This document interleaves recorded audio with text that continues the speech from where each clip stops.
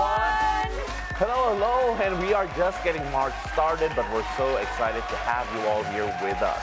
I'm Paolo del Rosario. Let's get you up to speed with some news that's to use right now. Rise and shine, beautiful people! I'm Anne Asis-Carilo. Let's make your Tuesday morning extra special with a dose of laughter, good vibes, and the best company. And I'm Monique Tuzon. Your mornings are always more fun with us. Join us in the next hour and a half for stories and conversations that matter. Coach V is back today. I'm so excited. My favorite segment. Yes. 100%. And you know what? I love what we were talking about right before we started. Basically talking about how Mo has no idea how to get in colleges here in the Philippines. Oh my gosh, here we go again. Because she didn't grow up here. Yeah, she It's didn't. different. Yeah. And I had no idea. Each college here, you have to take an entrance exam, and they're all different Yes. names. Yeah. I really thought it's just one. And they have all different specialties. Yeah. Yes. Yeah, I mean, like, naalala ko, when I took the UP entrance exam, the UPCAT, I felt like I had to study extra math because their math was in Tagalog. And I wasn't used to it. Yeah, and I wasn't used to it. I would have failed that. Help me Yeah, out. pero funnily enough, for me, the hardest math was La Salle's because they specialized in accounting and they were a business school. So that's why their math segment was harder, for me at least. And then yung asset, the Ateneo entrance exam, tinulugan ko lang. Kasi, sorry, Ateneo, dali. Wow! Yabang! Oh my goodness! Wow, he really said that on camera. I'm shocked. You don't say You know, that. we should like guess someone from As someone from, I can say that as a Lasallian, by the way. Have a discussion with Actually, let's just right? leave them together. Whoever Exactly. makes, what is it called? The asset? Asset. Whoever makes the asset, let's have them over no, here. pero seryoso yun. I actually finished it really early, the asset when I took it. Wow. Hindi ko nang And then, talino mo. no, yeah, and to be okay. fair, Sana pumasa all. naman ako I'm just saying, pumasa ako sa Ateneo, but I ended up going to the school of my choice. Because Because That I was had his choice. No, because I had to let's hear because why. that was the only school that offered 2 degrees at the same time. So that's why I ended up taking he this. needed 2 degrees because he's too smart. I know. No, basta. Sige. Oh my gosh. How about you? What was your stories back then, like when you were I making only decision? took the UP UPCAT Yeah. and then UST. Usted, yeah. Yeah, and then for UPCAT, I got admitted to Los Baños. Okay. But I didn't want to move to Los Baños. UPLB, yeah. Yeah, so I went to UST. Yeah. Because there was in UP, what a lot of people do, or at least did back in my day, they would apply to other campuses where it's easier to get into. Yeah. And then shift Wait, to a wait, different so campus. do you guys have a test per campus? No, in Or is UP, it just one? UP kasi is Because like UP has Diliman and another one. they have a lot. So They do have you a lot, yeah. just apply for like just Diliman? There or are just... some courses in some campuses. Yes. Yo, that is So you too... apply for those. That is complicated. Well, That's a lot. yeah, but in That the is a States, lot. kasi you only have We the only have the SATs. SAT or the That's ACT. easier, no? Yeah. So you And then just we take just one test. apply. standardized. Yeah, it's just Yeah. standardized, And then you we just apply choose. everywhere. Yeah. Okay. Yeah. Which you can take here also, by the way, the SATs. Yeah, I didn't and know then that. you can use that for overseas. But for college admission, you have to go per college, per Yeah, that's university. crazy. Yeah. Actually, I'm not a fan of standardized tests, though. You're- Just yeah. saying. I don't think it measures how smart a person is. Spoken like someone who tested So- well, or I did test well. Very good. But I'm just saying, it was too stressful, and I don't think it really does measure a I person's think the most stressful part IQ. about that entire process is actually when you're in high school, you really feel that your Yeah. next decision is gonna set your life. Yeah, that's true. And sometimes it's just not the case. It's diba? true though, the pressure during high school, like just sophomore year alone, like freshman year, it's so chill. When you do sophomore, junior year, like it's crazy. I'm You actually prepare curious for how- that like your whole life, essentially. I don't know how the Gen Z feel now though. Kasi diba may mga STEM, the strands right yeah, now. there's Strands, different the You ones pick the that we strands didn't now. have. Before, hindi. They just throw you out there. So, and speaking of throwing you out there, and for the kids going to school, I think we gotta talk about what's happening We now. have traffic report now. I'm so happy. I miss doing this. But anyway, if you're just about to leave your homes, here's what to expect out there. Let's take a look at the major major roads in Metro Manila at this hour. This is the situation along EDSA Quezon Avenue flyover. On the left side of your screens are vehicles going to Quiapo. On the right side are vehicles headed to Quezon Memorial Circle. So if you're headed to the Quiapo area, still a good time to drive. Moderate traffic in that area and still free flowing on the opposite side as well. Now let us take a look on the live feed from EDSA GA Tower in Mandaluyong. Ooh, we're high up there. On the left side of your screens is the northbound lane going to Shaw Boulevard, and on the right side is the southbound lane headed to Makati. Still free flowing on both lanes. Please do take care. If you're already on the road, drive safe. The expanded vehicle number coding scheme is in full swing. Since it is a Tuesday, vehicles with license plates ending in 3 and 4 should be off the road right about now until 10 a.m. and again later from 5 p.m. to 8 p.m. Now we got some good news for motorists. A rollback in fuel prices is in effect for the first week of March. Gasoline prices will be slashed by 90 centavos per liter and 80 centavos a liter for diesel. Kerosene prices also set to go down by 1 peso and 40 centavos. The Energy Department says sluggish fuel demand in South Korea and easing tensions between Russia and Ukraine are some of the factors behind the latest movement in oil prices. On to some serious business now. Senate Minority Leader Coco Pimentel says the public should pressure the Senate acting as an impeachment court to start the trial for Vice President Sara Duterte. Speaking with BNC's agenda, Pimentel explains this is in accordance with the Constitution that there should be no cause for delay. The senator earlier expressed his opposition to the timeline presented by Senate President Chis Escudero, who wanted the trial done beginning in July. Sa tingin ko, yung aking conclusion na pwede na kami mag-umpisa bukas, pwede na kami nag-umpisa kahapon, actually, sa tingin ko mas suportado yung aking posisyon ng saligang batas plus our own existing Senate impeachment rules. Pagbasahin mo lahat ng mga provision, wala kang ibang conclusion except that hiwalay ang Senate impeachment session, court session sa Senate legislative session. Opo. Ibang-iba. So, bakit namin pinapako sarili namin na hindi kami makaiwas sa Senate legislative session? Kailangan i-timing daw namin doon. Mali na po yun. It may take 2 years to complete the planned north and southbound rehabilitation of EDSA.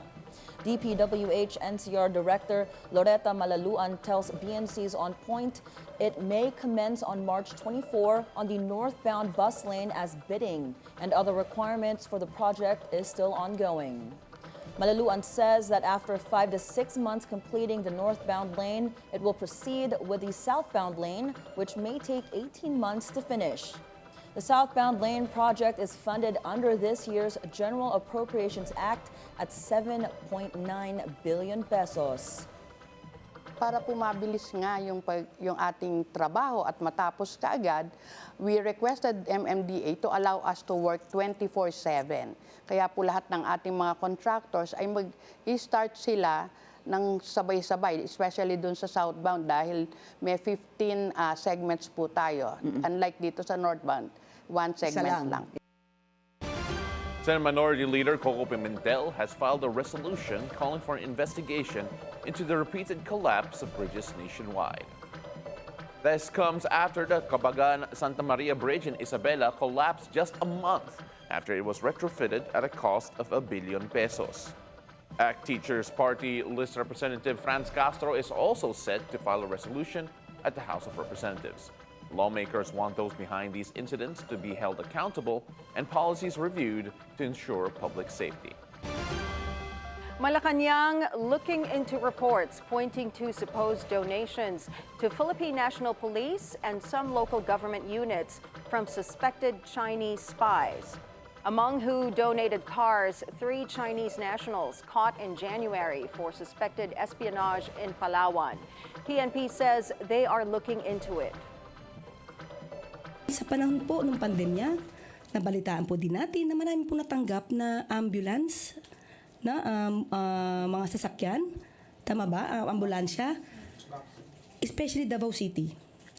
Parang marami na ibigay ang China sa Davao City sa panahon po ni Mayor Mayor Sara at the time. Wala pong masama kung tatanggap tayo ng donasyon if it is done in good faith. So kung ito naman po pala ay parang ibinigay, pero merong kakaibang dahilan for that, kailangan po nating imbestigahan yan at kung sino man po yung mga tumanggap ng mga opisyal ng LGU.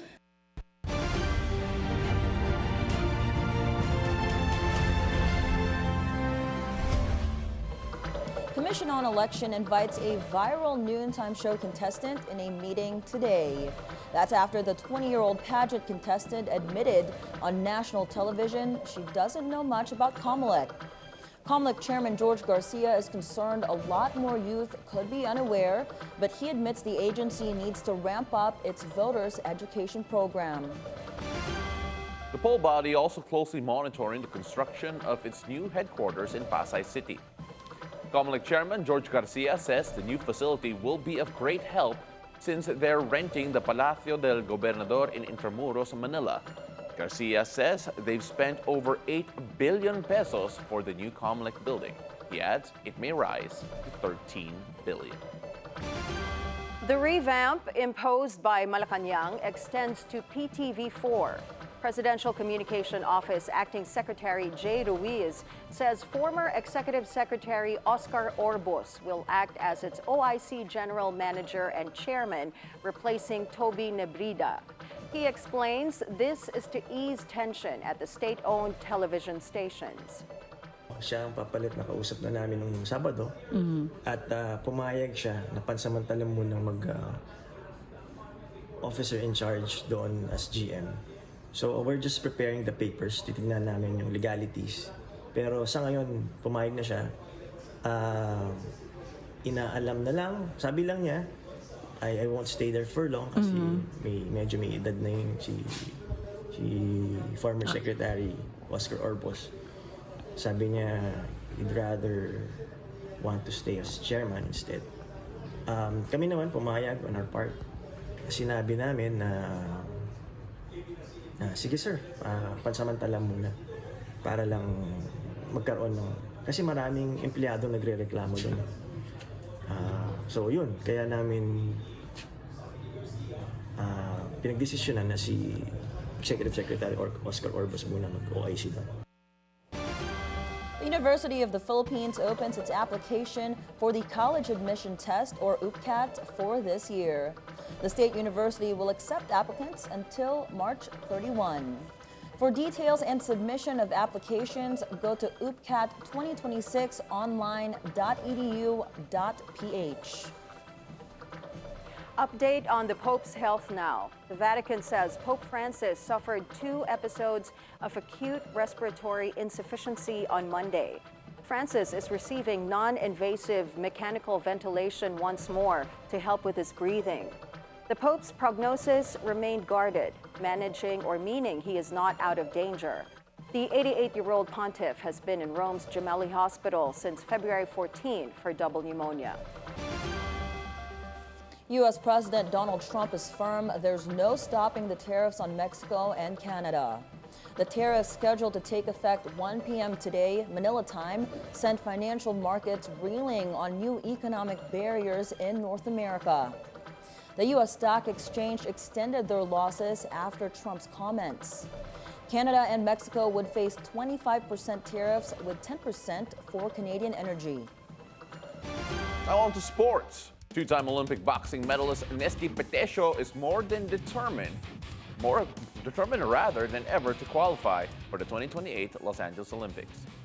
Petesio tells Abante Sports she's excited about the chance to fight for the country's first Olympic boxing gold, following the International Olympic Committee's provisional recognition of the sport. World Boxing will now serve as the sport's governing body after the IOC cut ties with the International Boxing Association. The Association of Boxing Alliances in the Philippines, or ABAP, says they are closely monitoring the IOC General Assembly on March 20, when a final decision on world boxing status is expected. Boxing, an original Olympic sport, has brought home 10 medals for the Philippines, the most from any sport. Now from the squared circle to the pool table. Filipina billiards queen Rubelin Amit is on top after a massive performance at the Las Vegas Women's Open in the U.S. The Cebuana star defeated China's Han Yu in the final to claim the title over the weekend. Amit won $22,500 or roughly 1.3 million pesos. The Q star was also victorious in the Women's Challenge of Champions, where she also bagged $15,000 or nearly 870,000 pesos to her winnings. It was Viva Las Vegas indeed for Bingay, who wrapped up her campaign with a massive 2.1 million peso payday. In entertainment news, Anora wins big at the 97th Academy Awards. The drama, which is about a sex worker's chance at a Cinderella-like transformation, won Best Picture, Best Original Screenplay, and Best Film Editing. Sean Baker was also hailed Best Director. The film star, 25-year-old Mikey Madison, won Best Actress. Quite an upset as she beat Demi Moore, who was predicted to win. Meantime, the Oscars Best Actor award went to Adrian Brody, his second Oscar for his performance in The Brutalist. Zoe Saldana was Best Supporting Actress for Emilia Perez, while Kieran Culkin, who starred in A Real Pain, was Best Supporting Actor. You know, it's just great to see that. Did you watch the Oscars at all? Or No, you I see didn't. any of the movies? No, I had work. Oh, the movies? No, not yet. I haven't. You know, we're like so behind on movies. Yeah. We literally don't have time. But they're not showing here yet. I think the the Conclave is just Conclave about to be is. shown. It's in theaters now. Oh, okay. Tam watched it and he loved it. Yeah, you know, I was just looking at the. Have you seen? You haven't seen anything about the Oscars? None. I watched The Witches. The Wicked one. Yeah, of course. of I was course. like, The Wicked of course I did. performance. 'Cause That I was saw it on amazing. Instagram. Yeah. Ariana and Cynthia killed it per usual. Yeah. Gave me goosebumps. I My know. goodness. I mean, like it made me come up with like a list of the movies I wanted to see again afterwards. Anora, probably for more mature audiences only. Wait, you said given- again, so you've seen them. No, I mean like I've seen only parts of them. Like when you Okay. go through it, you know, you find ways to try and preview some. And yeah, I mean like Anora definitely for more mature audiences. Brutalist is so, I don't know. I mean like I'm just such a big fan of the winners in terms of the actors, like I seeing their love body Adrian of work. Brody. I So can't wait. Adrian Brody for I need to sure. watch. And what really impressed me about Anora is that it was written, directed, and edited by one guy. Right. So Yeah. I can't wait to see it all as a whole. But yeah, no, congratulations to all the winners. And of course, Yes. something really interesting happened as well because a legend did pass recently. Hollywood legend Morgan Freeman delivered a heartfelt tribute to his fellow screen icon, the late Gene Hackman. The two-time Oscar winner and his wife were found dead at their home in Santa Fe, New Mexico on February 26th.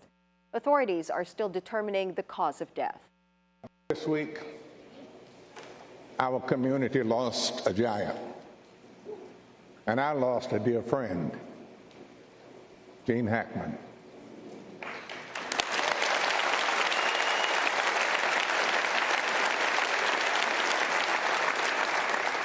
I had the pleasure of working alongside Gene on two films, Unforgiven and Under Suspicion.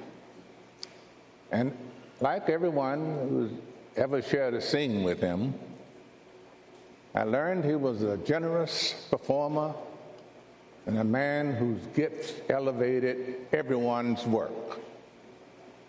He received 2 Oscars, but more importantly, he won the hearts of film lovers all over the world. Gene always said, "I don't think about legacy. I just hope people remember me as someone who tried to do good work." So I think I speak for us all when I say, Gene, you'll be remembered for that and for so much more. Rest in peace, my friend. We've got more stories and conversations for you later on in the show. Francis Kong, one of the country's top speakers, will join us live to talk about the business of inspiration. It's a beautiful day. We'll be right back.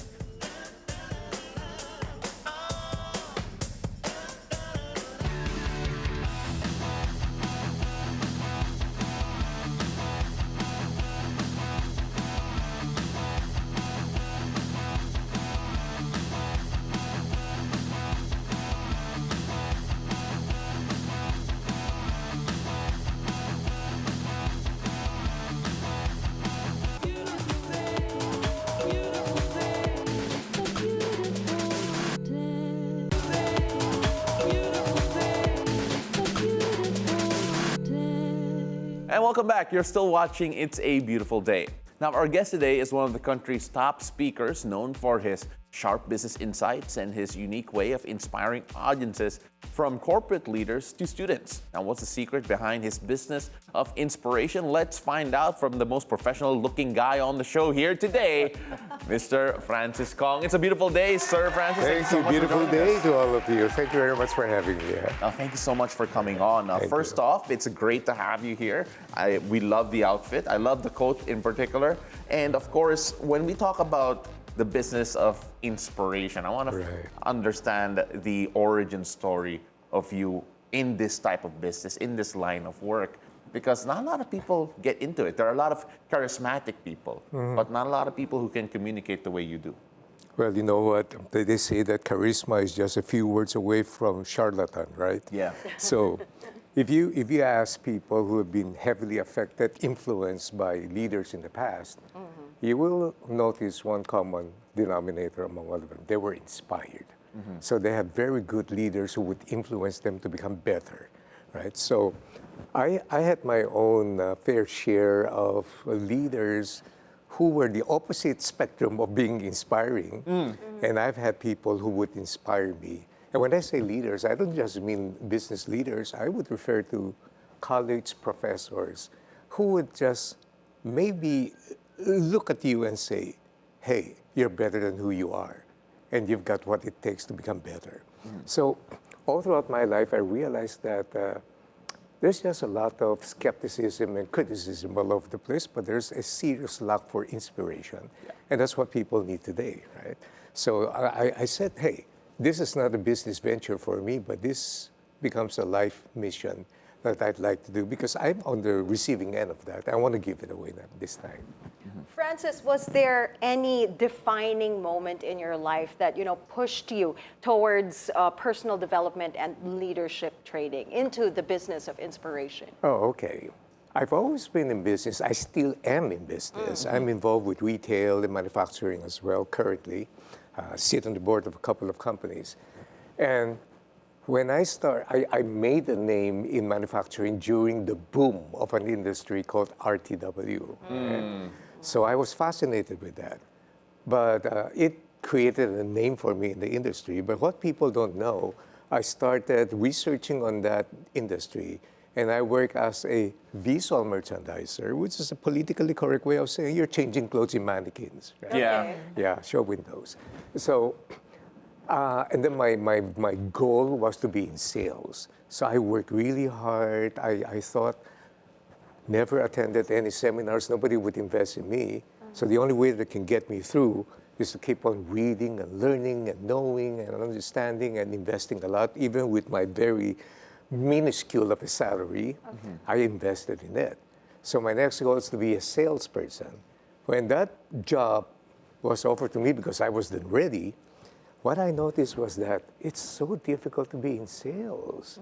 Have you guys ever been in sales? Yeah. Yeah, you have, I'm right? only in sales. Oh, there you go. Yeah. So don't cry if I bring the story. So I was bringing my samples over to the store and presenting this to the merchandise to buyers. And I was noticing the way certain people can be rude. They can look down on salespeople. They were kind of offensive to a sense. And I said, there's got to be a better way to do this rather than just to be accepting the treatment. And the only way is to earn their respect. Now, how do you do that? Right. So I said, I'm going to make this buyer successful. While others are cursing them behind their back, I said, the only way I can get their respect is to make them successful. Yeah. So next time I bring my samples along with me, I will make sure that I'm going to bring them, hey, you guys know this is the forthcoming trend, the color psychology behind. So I applied what I learned, and I have to bring out proof, magazine clippings, just in case they say, are you sure? Yeah. And then that way, the buyers will get value, not only from the samples, and they'll present it to their bosses. So when they present to their boss, they're probably thinking, my boss will now think I'm really smart and intelligent because I have this additional information. I never knew that was the building block that got me to where I am right now. So I'm not a speaker. I'm actually an educator. I'm not a motivational speaker, and honestly, I don't like that term. Okay. I probably look at myself as somebody who imparts ideas that can help you become better. So parang coach. Right. And that's interesting that you say that. And you also mentioned earlier you continue to learn, and you're a fan of continuous learning. Do you have any books, practices, or habits that help you, or that you can also impart on us, your viewers, as well? Well, tell me what particular line of interest do you have? I mean, you want to talk about public speaking? The best book I've recently encountered is a book entitled Speak Like a Leader. You want to talk about business strategy? The rock star of marketing, Seth Godin, wrote his latest book entitled This is Strategy. I'm going to be in New York on November interviewing him, by the way. You want to talk about Adam Grant? His Think Again is one of the best books. He's a psychologist, organizational psychologist, a top consultant now in Silicon Valley. You want to talk about emotional intelligence? I'm going to be interviewing both Adam Grant and Brené Brown this November in New York. And Brené Brown's Atlas of the Heart is, I mean, she hits it very well. So it depends on your field of interest, and you tell me, and I will recommend some books for you. Right. Yeah, there's going to be a lot there. I think we can go through the list later on. But then I want to go back and track back to something that you mentioned a while ago. You said when you got into sales, you weren't really ready. Right. And I don't think a lot of people put things off because they quote unquote aren't ready. How do you get comfortable not being ready when you try and pursue something you want to do? Well, my short answer is swimming. You're never ready, and you can never learn swimming unless you go to the deep end of the pool. When you're just, wading in the shallow waters, you'll never learn. But you have a misconception like you're ready. But that's your bar, right? So you got to get into it. You got to face the challenges that ordinary people face. In fact, the biggest fear of most people in sales is the fear of rejection. Yeah. Yes. But that's a wrong concept. Whenever I give seminars to salespeople, I would say, how many of you have been rejected? 99% of the time, all the hands were raised up. And I say, you're wrong. You've never been rejected. Because only the people who are closest to you in your life have the power to reject you. Your clients or potential clients are not your closest people. Therefore, you were not rejected, you were merely refused. That kind of mindset gives you the tenacity to go back again and say, well, maybe, my client woke up on the wrong side of the bed, the budget wasn't ready, I'm going to go back again. So that mind frame thing is extremely huge in terms of achieving success in life. Yeah, Sir Francis, I just want to you mentioned swimming, some jumping into the deep end, and you mentioned talking to salespeople. But you don't just talk to salespeople. You talk to so many others, people in power. So how do you tell high-powered CEOs or high-powered executives how to swim when they felt that they've been doing that for a very long time? That's a very good question. And by the way, here's a trade secret of speakers. Whenever speakers say, that's a great question, he doesn't have the answer yet, right? So what you can do is, with high-powered people, they are so acclimatized and they're so familiar with control. Yeah. Yes. Yeah. And I will say, hey guys, times have changed. The industrial civilization era of control, command and control, has given way now to a general democratized knowledge base of people who value a lot more empathy than control. You're not dealing with machines, you're dealing with humans.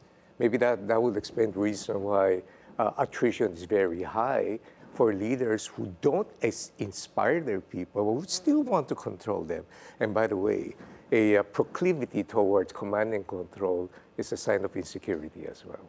Okay. Francis, as Paolo have mentioned, you've spoken with so many people, different kind of people, people in sales, people in power, entrepreneurs as well. How do you adapt your message to connect with different audiences, whether they're corporate leaders, employees, or even students? Well, one of the key secrets of effective communicators is you got to read the room. You don't start blabbing your mouth. You got to understand who are these audiences, and a little bit of a research will help you a lot. Like I did a lot of research on you guys before I came here, right? Oh, wow. So I know your wow. darkest, deepest secrets. But I'm intrigued. Kasi grabe ito mag-TikTok eh. That's the reason why you're I'm sure you spent more hours on Anne than Paolo and I. Yeah, so students naman, what are the common struggles of students? I mean, apart from maintaining their grades and everything else, and it's peer pressure.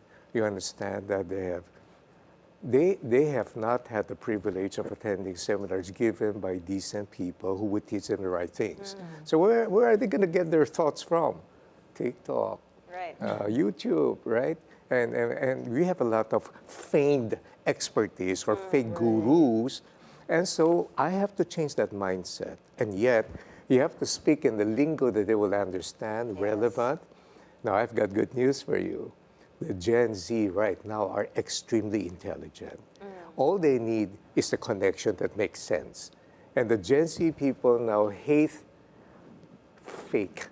They want authenticity, they want rawness and everything else. So I'll talk to the way that they can understand. I don't speak above them. I'll reach them where they are. Yeah, no, that's an interesting point, actually. But now I'm curious, has there been a speaking engagement that resonated the most with you and why? This one. obviously. This one. This one, apart yeah. from this one, you mean, before we do our song and dance number. Yeah, of course. Yeah. Well, I think the one that really made a lot of fulfillment, gave me a lot of fulfillment was in United Nations when I spoke to about, 450 university scholars from all over the world.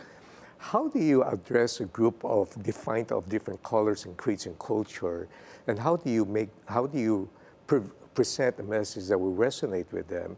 And during the Q&A, the proof of the pudding is always during the Q&A.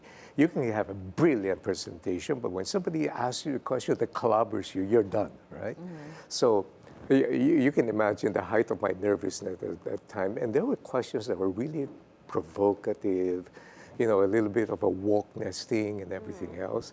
But that was really challenging. But at the end of the day, when you do a good job, you go home, you still think about it, and you feel fulfilled. So that's one of those. Speaking to these brilliant minds and scholars from different universities comprising of different creed and races and nationalities, that was the one I won't forget. Oh my goodness, that sounds amazing. I like that you admitted that you were nervous. Oh yeah. Because a lot of people, especially when you have the line of work that you do or do what you do, people typically assume that sanay na to. Right. Yeah. He's not they that he's won't used to admit doing Yes. things. But then I personally think being nervous is a good sign. Yeah. Whenever you go to work, when people approach you and ask you about how you handle their nerves or what type of advice you give when they're nervous. So what do you normally say? The usual question I have is, with the volume of talks you've been giving, I average about 300 in a year, by the way. Wow, congratulations. Crazy. Thank so you. you only rest for 65 days a year. Yeah. That's not resting. Yeah, when I'm resting, I'm reading and I'm learning too. And so when people ask me, are you still nervous? I said, yes, I'm nervous when I'm not nervous. Exactly. Because if I'm not nervous, that means I'm going to wing it and I'm shortchanging my clients, right? So a little bit of nervousness keeps you on your toes. And so you're going to be, your mind begins to be sharpened and witty. Like right now, I'm trembling with nervousness. No, just kidding. You don't look it though. He's not. He got this. He got this. He has this. No, but we also have to look at. You mentioned you wear many hats. You still do business. Right. You're an inspirational speaker. You're a mentor to some as well. And I can only imagine the balancing act that you need to do. At least a generation ago, it felt like the buzzword was work-life balance. Yeah. I know now it's about that and now being genuine. You mentioned that with the Gen Z. Right. So how do you manage all of that personally? Because it's so easy to get out of touch sometimes. Right. Well, the short answer to that is I don't. I don't manage it. Before the pandemic happened, companies and clients are shying away from the term work-life balance. Yeah. because they understand it doesn't really work. That's why I refuse invitations for me to give seminars on work-life balance. 2 reasons. Number 1, I don't believe in it. Number 2, I don't have it. So if you talk about balance, what's the literal description? It's equilibrium, right? And so you have your left leg planted, your right leg planted, body weight equally distributed. You have balance. I only have one problem. You don't have movement, right? And so I still believe in inspiring excellence. When I do something, I give 100%. When I'm with my family, I give 100%. And so what I do is, what is important for me is to achieve work-life harmony. And then the magic word instead of balance is trade-off. There will always be trade-off. Yeah. But when I'm with my family, in fact, my boss, my employer, my youngest daughter is with us right now, Rachel. Yes. Hi, And Rachel. so I'm with them all the time. But the trade-off is I don't have much social life, right? So I don't go to gimmicks and everything else because I'd rather spend time with my wife of 4 to 5 years. Marriage, by the way. Congratulations on that, Thank yeah. you. You haven't heard the story yet. 45 years of wedding and 9 years of being engaged to each other. my God. My high school sweetheart, right? Yeah. That's a nice story. Yeah, so, I love being to be with my family all the time. And now I have my apo. So that's kind of important for me. Yeah, trade-off lang, trade-off. Yeah. Now, Sir Francis, we're running out of time. We'd love to have you actually for the whole show. I love listening to you, but I just Thank want to you. ask, looking ahead, what kind of impact do you still hope to make, and what kind of legacy do you want to leave behind? Well, this is gonna sound corny, and you're gonna hate me for this, but I never focus on leaving a legacy behind. Why? I think I'm a little bit philosophical, Legacy is something that other people accord to you. What I'm concerned with is the moment. How can I be the best of myself right now so I can give value to the people whom I'm addressing? And then what is important for me, legacy is like you want to do something that you lived in the past. I am looking forward to I'm hopeful and I'm optimistic, and how can I build a better future, not only for me, but for the people that God has given me the opportunity to address, right? So legacy, it's up to them.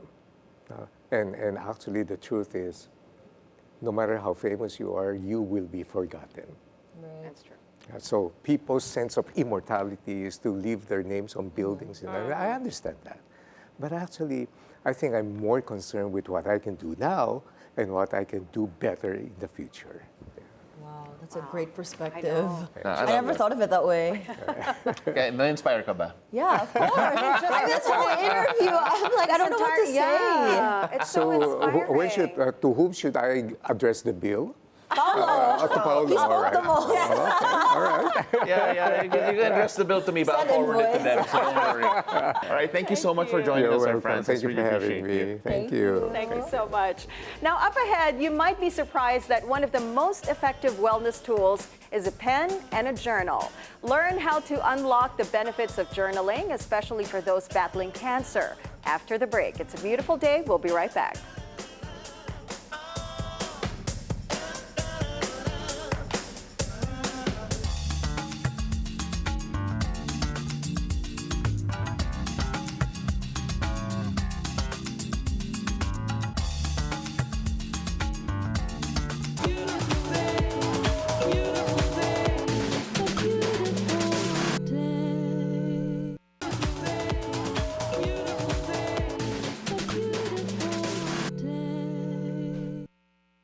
Welcome back. You're still watching It's a Beautiful Day.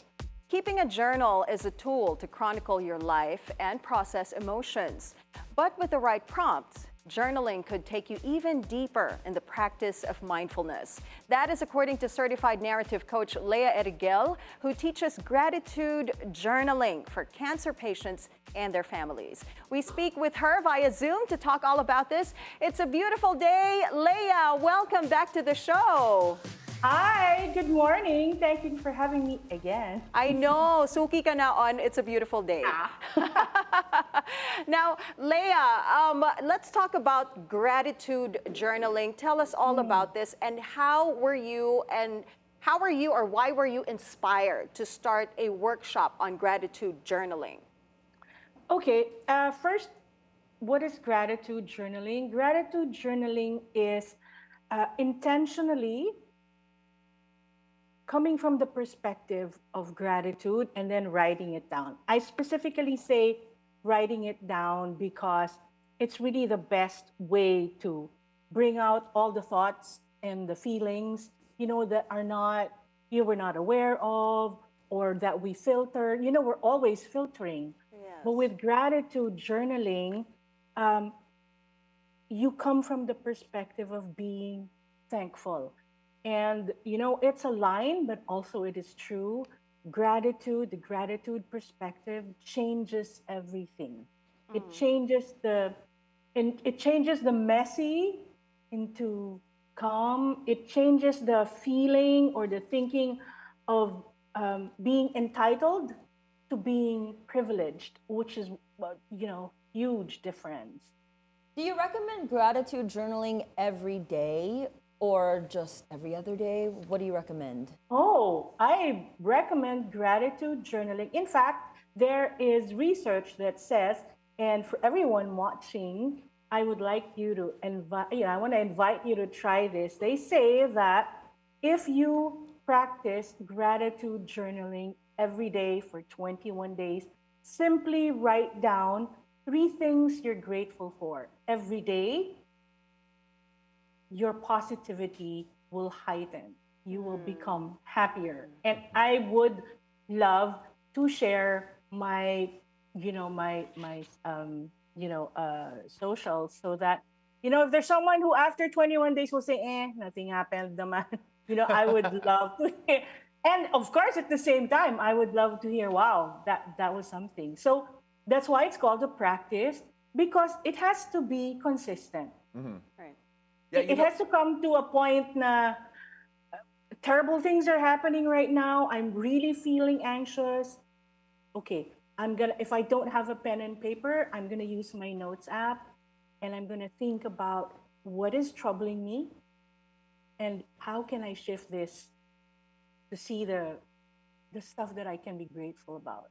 Yeah, there's actually also a journal app on the phone that people could use. But then, Right, of course, yes. Leah, we talk about journaling a lot now. It feels like we talk about it more simply because of the fact that the conversation about mental health feels less taboo, more accessible. Some people say, grabe, game changer talaga yung journaling. But personally, I feel like it's just something that not a lot of people have paid attention to in the past. And when people start to journal, you mentioned after 21 days, you see an increase in positivity. But how open does someone need to be in their journaling? Because even by yourself, when you write it down, minsan you find it hard to be honest with what you're writing. Okay, here's the thing. When it comes to mental health issues, it usually comes from overthinking. And when we overthink, we have a tendency to want perfection, want control. And overthinking can lead to, like I said, the feeling of entitlement. Overthinking can lead to self-pity.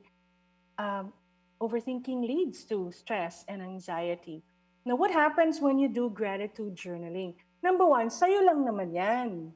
So, it can be a gentle, kind practice of starting, kahit bullet points lang. Beautiful day.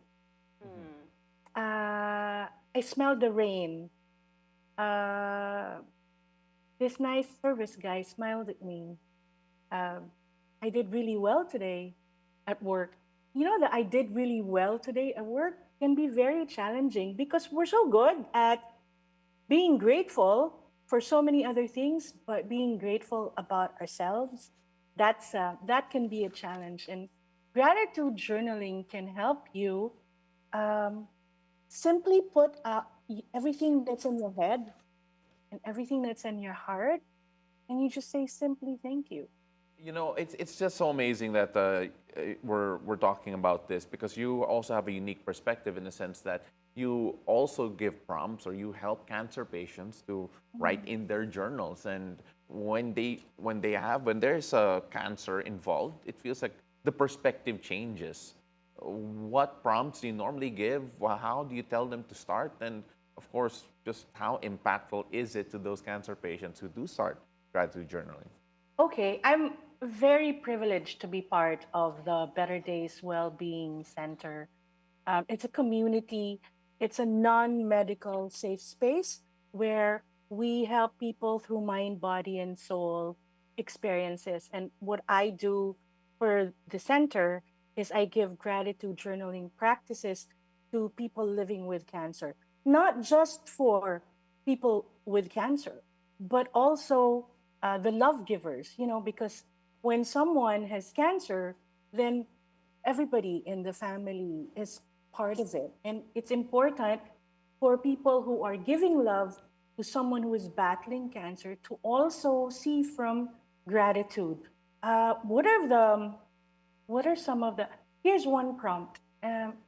When we say gratitude journaling, I want to clear at least the gratitude journaling that I'm so passionate about. I believe it's so important.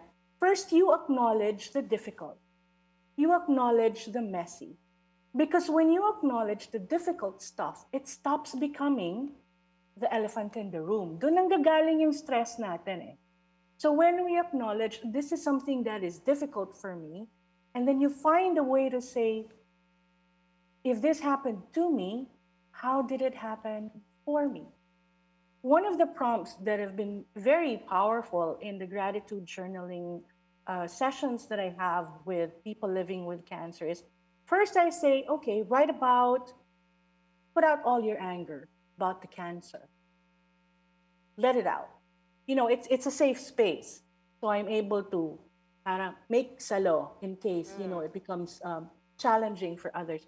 And then once nailabas na nila, their anger, their frustration, their fears, and then I say, okay, now all of that, see from the perspective of gratitude.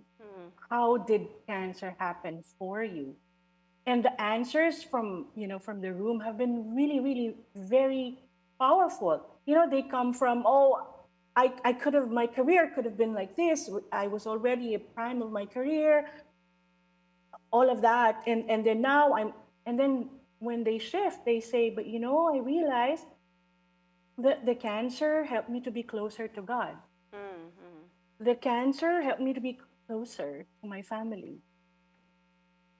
And eventually, we came up with a book called Heal Strong, which is the story of 10 very, very strong and very inspiring people, love givers and cancer warriors and thrivers.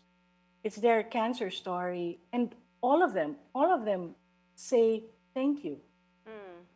Thank you for the cancer. Miss Leah, when you are in that situation, when you are a cancer patient, or if your loved one, if someone from your family is suffering from cancer, it's so hard to have that feeling of gratitude. Diba? Parang ang hirap maghanap ng reason to be thankful. And when that happens to the people that you coach about journaling, gratitude journaling, what do you usually tell them?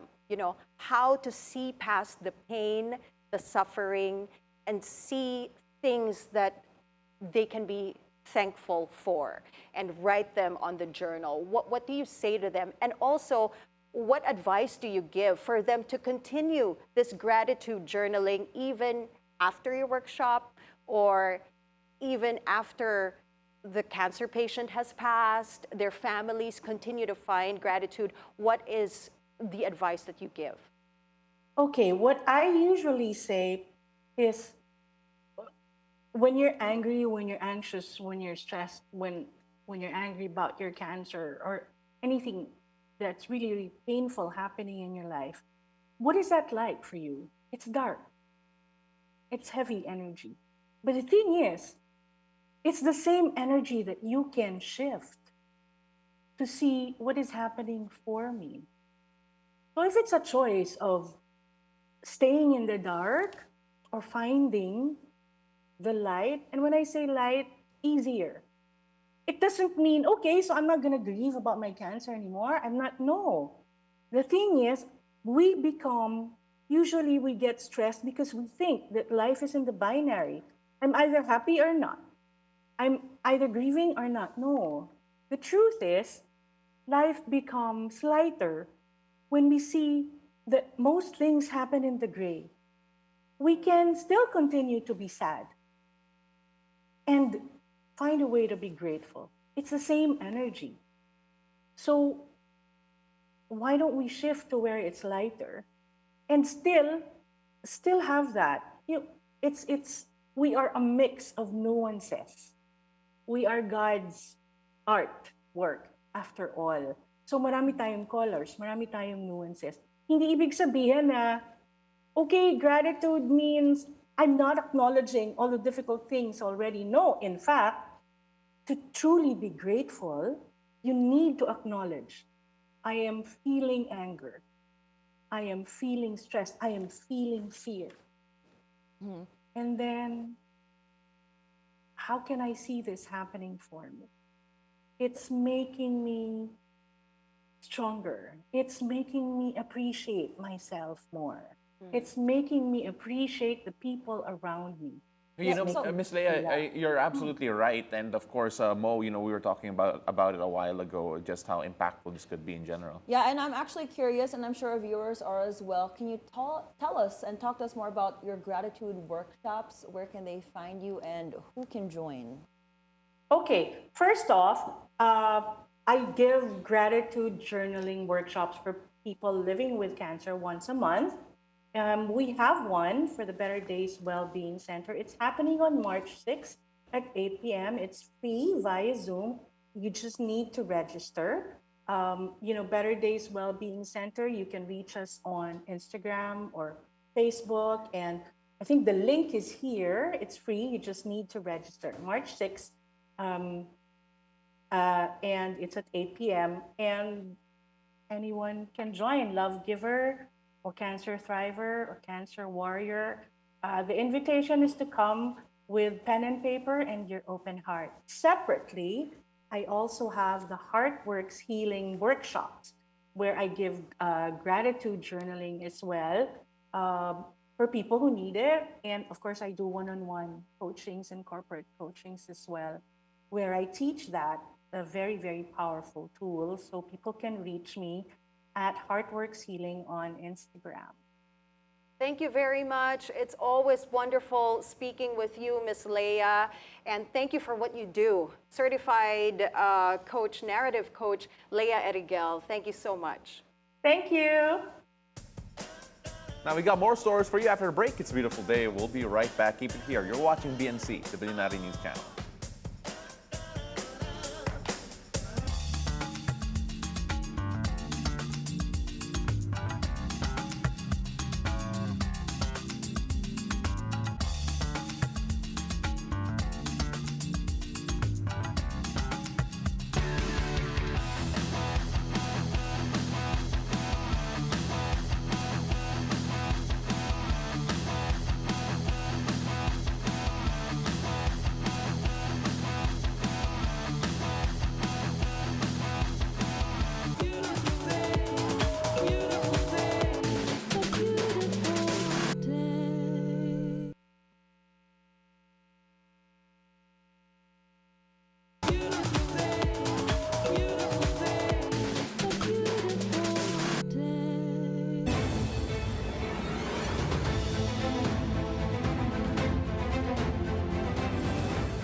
Welcome back. You're still watching It's a Beautiful Day. This is Weather HQ.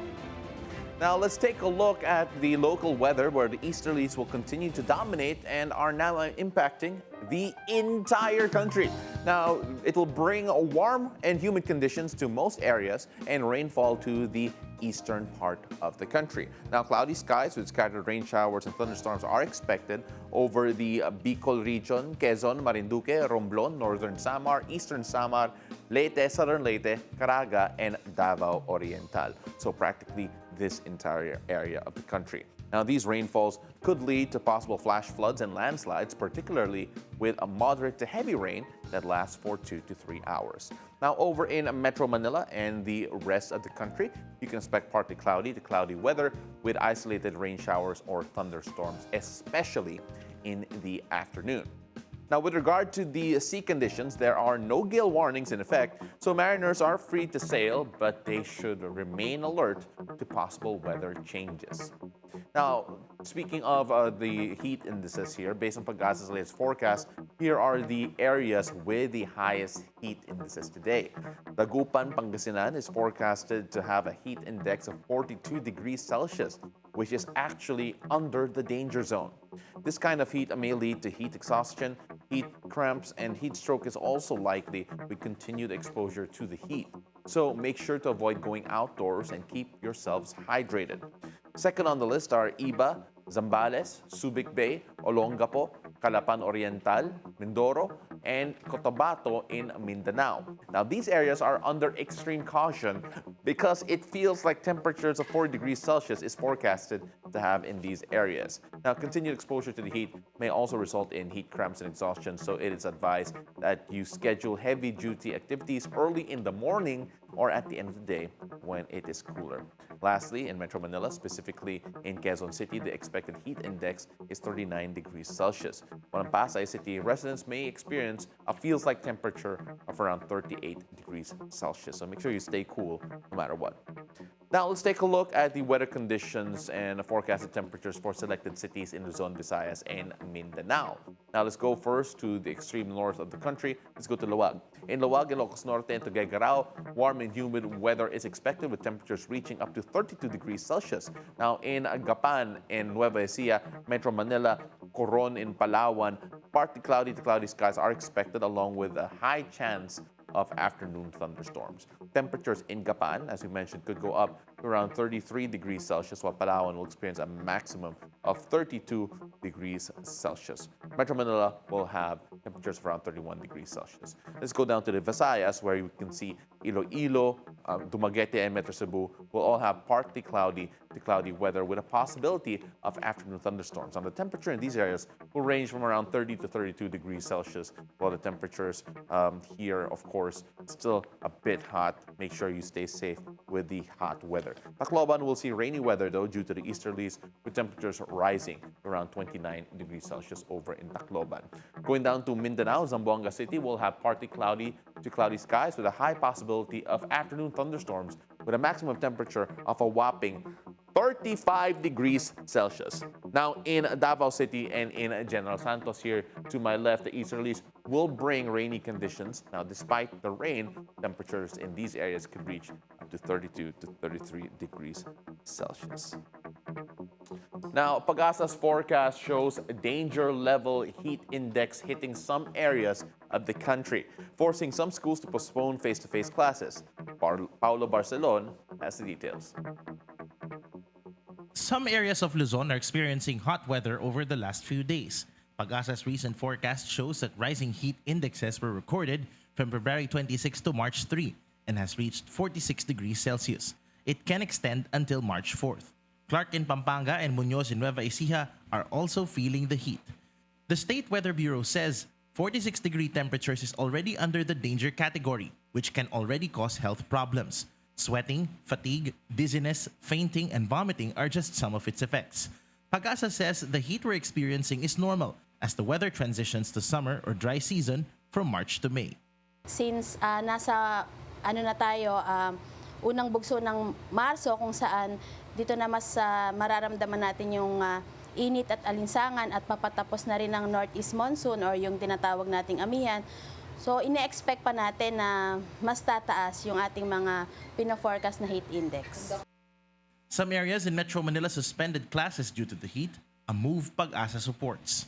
Ngayon, ang ginagawa namin is that we are investigating kasi in the past year, I think it was in 2024, maraming naging report ng mga bata na it's either nagkaka-vertigo or nagkaka-nosebleed. Actually, meron din nahimatay. We try to see how this heat index information could be better prepared for the students.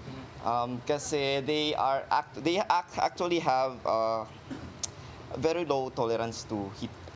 Despite the heat, Pag-asa says cold weather may still be felt in the coming days. Since wala naman tayong El Nino ngayon at usually ngayon ay meron tayong La Nina alert. So ibig sabihin po, andyan pa rin po yung possible na pagdating ng amihan although weakening na siya. Authorities urge the public to stay home if they don't have any essential things to do outside and to drink plenty of water. The Weather Bureau is closely monitoring heat index temperatures in the coming weeks as they are eyeing a potential start of the summer season between the 2nd or 3rd week of March. Paolo Barcelon, Bilyonaryo News Channel. That's it for Weather HQ. Back to you, girls. Thank you, Pao Pao. Now buckle up because we find out what our luck is today.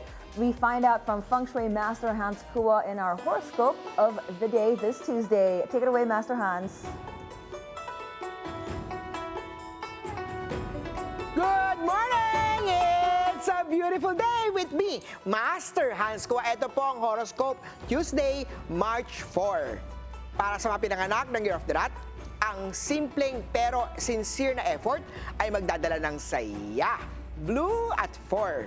City of Talks naman tayo. Huwag kalimutan magpahinga kapag nakakaramdam ng drain out na. Red at 6. Kay Tiger naman tayo, magandang panahon para ipakita ang iyong leadership skills. Green at 1. Rabbit naman tayo, ang simpleng pagtitipid ay magdadala ng peace of mind. Yellow at 9. Kay Dragon naman ang pag-aalaga sa relasyon ay magdadala ng saya sa inyong dalawa. White at 3. Sa Year of the Snake naman tayo, mag-stretch upang maiwasan ang stiff muscles. Pink at 2. Year of the Horsey. Ang sipag mo ay magdadala ng magandang feedback. Yellow at 7. Kay Ship naman tayo, gumawa ng budget para sa mga upcoming na expenses.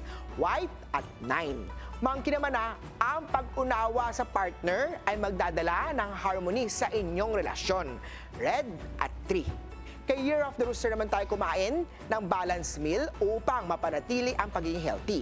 Silver at 8. Kay Dog naman tayo, ang teamwork ay magdadala ng mas magandang resulta. Orange at 2. Kay Year of the Pig naman tayo mag-ipon mula sa extra income para sa future plans. Purple at 7. Ako po si Master Hans Kua. Paalala lang ito po ay patnubay lamang. Ang tunay na swerte ay nagsisimula sa pagiging totoo. Abangan ang horoscope of the day dito lang po sa It's a Beautiful Day! Thank you so much, Master Hans Kua. Now when we return, a little help for those stuck between a rock and a hard place in love. Who do you choose between the person you love and the person who loves you? Coach V has the answers after the break. It's a beautiful day. We'll be right back. Ang galing!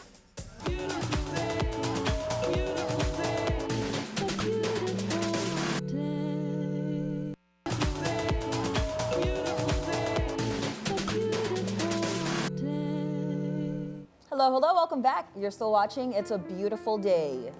Love may not be a math equation to solve, but when love is not equal between two lovers, how does the heart decide? Coach V returns for today's Love Hacks. Take it away, Coach V.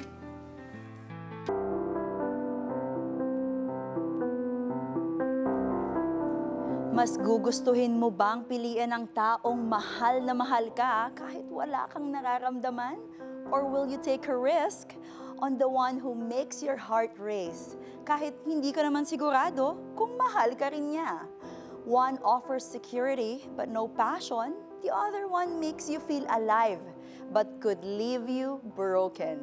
So, which is the smarter choice? And is there even a right choice?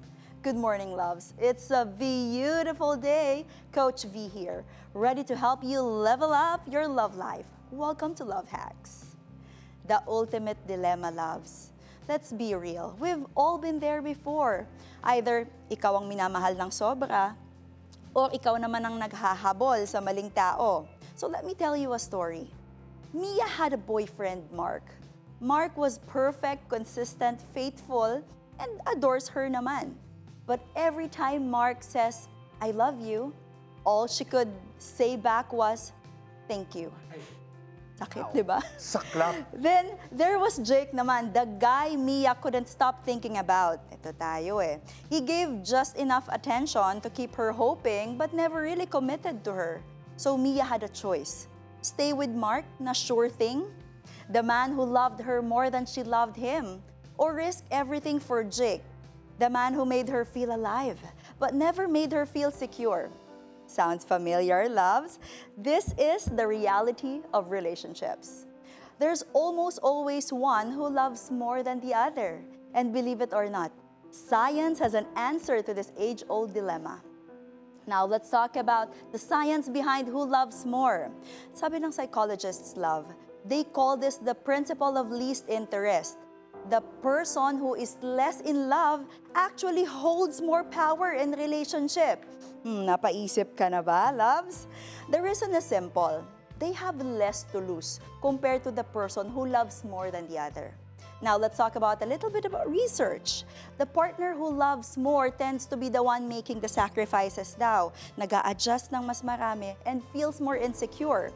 Their partner who loves naman less is often the one being pursued and prioritized. So, the million-dollar question, who should you choose? Let me ask my fellow host right here, and of course, the part of the production. Would you go for somebody you love or somebody who loves you? Pao. I was going to ask Mo. Me, I want to know your answer, Pao. Let's ask Anne, actually. Sige. Let's start with Anne. No, because we know Anne is a type to pursue. Oo, actually. Very Anne would pursue you So kahit may pager ka pa. Is that Pursue totoo? ka. Oo. So would you rather go for somebody who loves you more? Or loves you love Kailangan them more? both.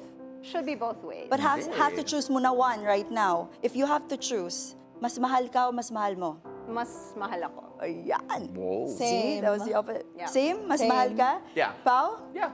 How about you, sir? Sir Alan. Alan, yes. Isa lang.